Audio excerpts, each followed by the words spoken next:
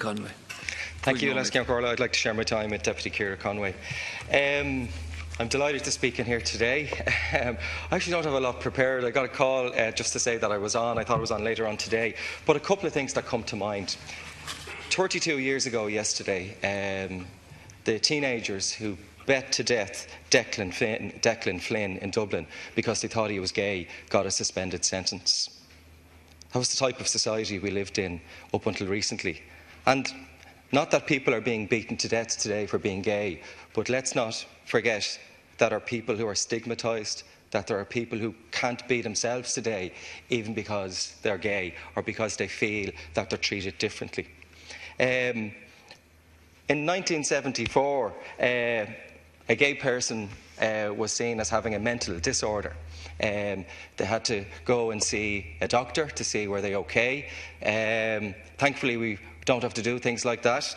And we really have come a long way over the last number of 40 years. To think that when the gay switchboard was set up 41 years ago, they could not put their number in the phone directory because the word gay was not allowed to be printed in our own Aircom directory, or P&T directory as it might have been back then. So young people today might forget about those things or might know those type of things, but Ireland really has moved on in the last 40 years. Particularly in the last 20 years, it has accelerated very fastly towards legislation to protect people and protect minorities. And in 1993 we had the decriminalisation of homosexuality, and for young people growing up today, they probably never realised that yes, you could have gone to prison effectively if you were gay. But those days are gone. Those days are behind us. In May, we'll be given an opportunity to ask, where we'll be asked, do we believe that every citizen in this country is equal? Do we believe that that love that you feel, and we all know what that feels like, we fall in and out of love many times in our lives, and eventually we all find the one, or most of us find the one. And Helen McEntee, I hope this is the one for you, and I hope he does ask you the question someday. But we all know what love is like. We can't touch it, we can't see it, but we can all feel it. And we all know what it feels like. It feels fantastic. It warms your belly up. It makes you laugh. It makes you cry. It makes you do crazy things for the person you fall in love with. And that's love. And it's not confined to any gender or any sexuality. It's transcendent of all people who live in every country. And it's the same love whether you're gay or straight.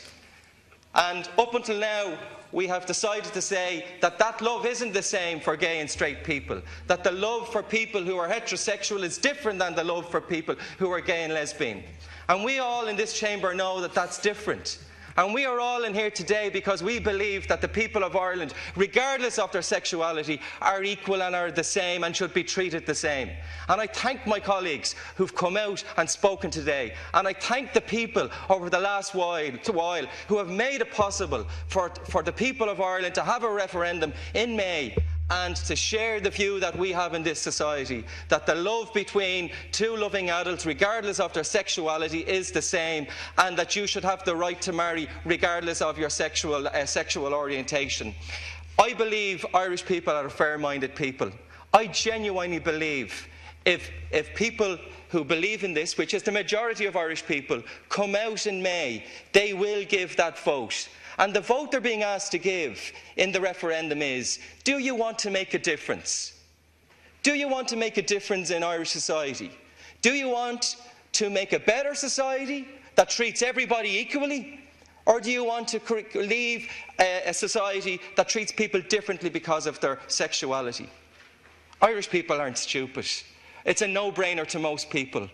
And I don't live in a bubble, despite what people might think. You know, many people out there are in favour of this, but they need to come out in May. They need to endorse their point of view and that strong feeling they have for equality in the ballot box, because it is no good if most of the people in my area or your area or in any part of the country believe that this is a good thing and that we should have equality for people and everybody should have access to civil marriage. It's not good enough that they sit in their houses and say it's good and it should happen.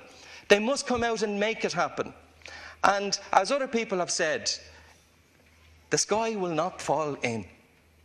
It will not fall in. Any marriage that exists today will still be the same marriage that it was yesterday. But what we will allow is for a sector of society who are being currently treated unequally to be treated equally. And that love that they have when they get those butterflies in their stomach is allowed to be treated as equal love as our other citizens in this society. I welcome this marriage bill. I believe the Irish people will endorse this, but we must not lose faith in this. We must all ensure that we ask everybody we know, everybody in our phone books, everybody on our Facebook pages, everybody on our Twitter. We must all ask people to come out and vote because we need them. I'll leave it at that. Thanks very much. Thank you, Deputy Ciara Conway.